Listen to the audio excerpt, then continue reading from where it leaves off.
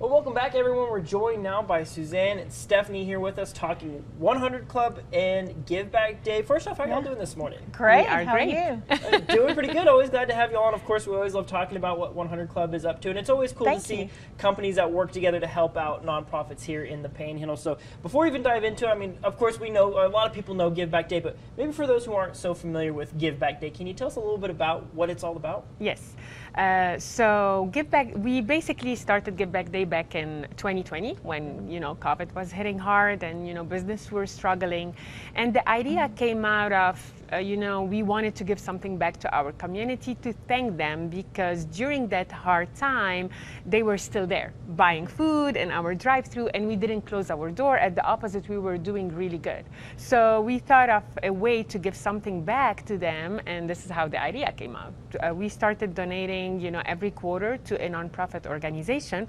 And we were doing so good. People loved the idea. We felt that we're benefiting our community. So we kept it going even after COVID, and it's still there. I think that's awesome for sure. And so, of course, your latest Give Back is going to be benefiting the 100 Club. So tell us more about why it's important for y'all to support organizations like the 100 Club. Everybody loves first responder. I mean, I've never met anybody who doesn't love first responder, and we are so grateful for the work they do for us, for putting their life for us, even before their own or their own family. So this is why we picked the 100 Club this time to deal with them. And the Give Back Day is going to be tomorrow. So Tuesday the 30th. Basically what we do, we try to cover, as much area as we can that, the 1-800, tried to cover as well. So this is why we have all our organization in it this time. So we have all of our stores, the McDonald's in Amarillo area. We have Canyon, Borger, Dalhart, and Dumas. And what you have to do is just go purchase something, anything within those 24 hours of the day. And at the end of the day, a portion of the sale is going to benefit the 1-800 Club. That's awesome. And we're so grateful. Absolutely. This is happening at a pretty amazing time for y'all to receive some of those funds. Tell me a little bit about that timing and why that matters so much. Oh my gosh, it's been a wild time. I mean, while the wildfires are not in the media anymore, the recovery still continues. And so Friday we were delivering checks still to the volunteer fire departments.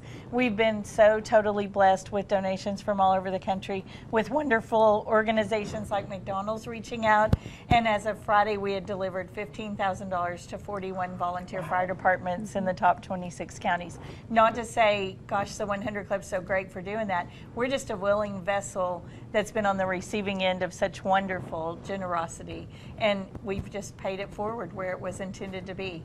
So talking a little bit more about the 100 Club, I mean, tell me a little bit about, you all support line of duty deaths, line of duty injuries, equipment, and it's a quick turnaround, right? It is. We try to be the first responders to the first responders. So if there's a line of duty death, we respond in the first 24 hours with $20,000. If there's a line of duty injury, we respond in the first 24 hours with $5,000, and then we stay in touch with them until they can get back on their feet. If it's equipment, like with these fires, we wrote the fire started on February 26th, and we wrote our first checks on March the 1st. Yeah. So tell me a little bit about the equipment and how important that is, with the wildfire that we just had. Well, it's everything. It's with these wildfires, they need tires. They've burned out clutches. They've burned out transmissions. The pumps have gone out. Their wildland gear is expired. And so $15,000 doesn't sound like a lot, but for example, one volunteer fire department said their budget was $25,000 for the year.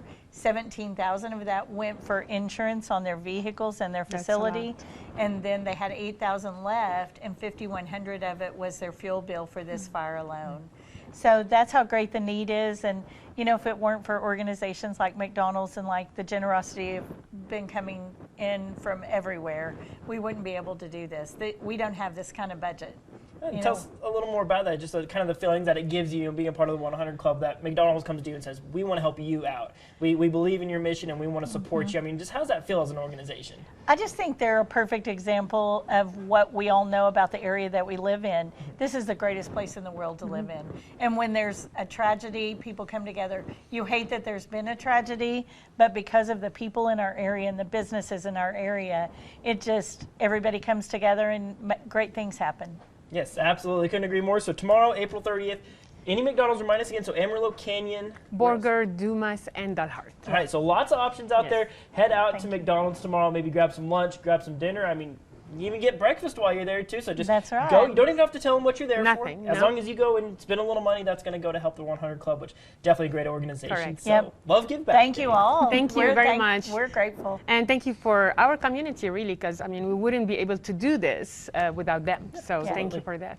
Absolutely. So